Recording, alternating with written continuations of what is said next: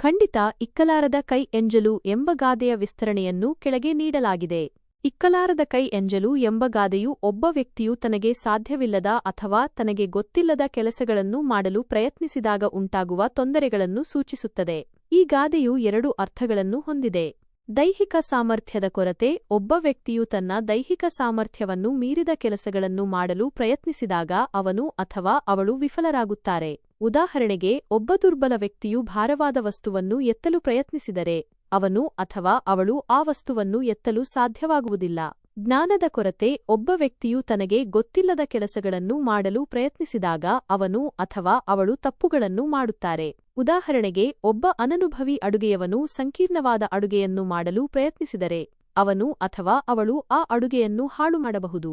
ಈ ಗಾದೆಯು ನಮಗೆ ನಮ್ಮ ಸಾಮರ್ಥ್ಯಗಳನ್ನು ತಿಳಿದುಕೊಳ್ಳಲು ಮತ್ತು ನಮ್ಮ ಸಾಮರ್ಥ್ಯಕ್ಕೆ ಅನುಗುಣವಾಗಿ ಕೆಲಸಗಳನ್ನು ಮಾಡಲು ಕಲಿಸುತ್ತದೆ.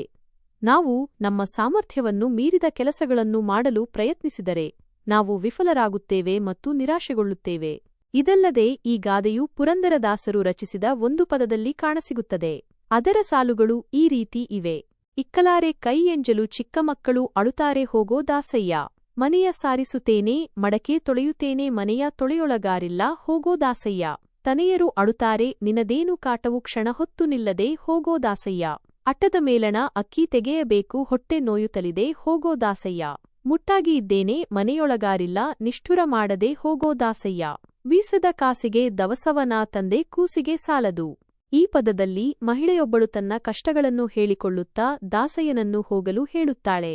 ಇಲ್ಲಿ ಇಕ್ಕಲಾರದ ಕೈ ಎಂಜಲು ಎಂಬ ಪದವನ್ನು ಬಳಸಿ ತನ್ನ ಅಸಹಾಯಕತೆಯನ್ನು ವ್ಯಕ್ತಪಡಿಸುತ್ತಾಳೆ. ಈ ಗಾದೆಯನ್ನು ನಾವು ನಮ್ಮ ಜೀವನದಲ್ಲಿ ಅಳವಡಿಸಿಕೊಂಡರೆ ನಾವು ಯಶಸ್ವಿಯಾಗಬಹುದು ಮತ್ತು ಸಂತೋಷವಾಗಿರಬಹುದು.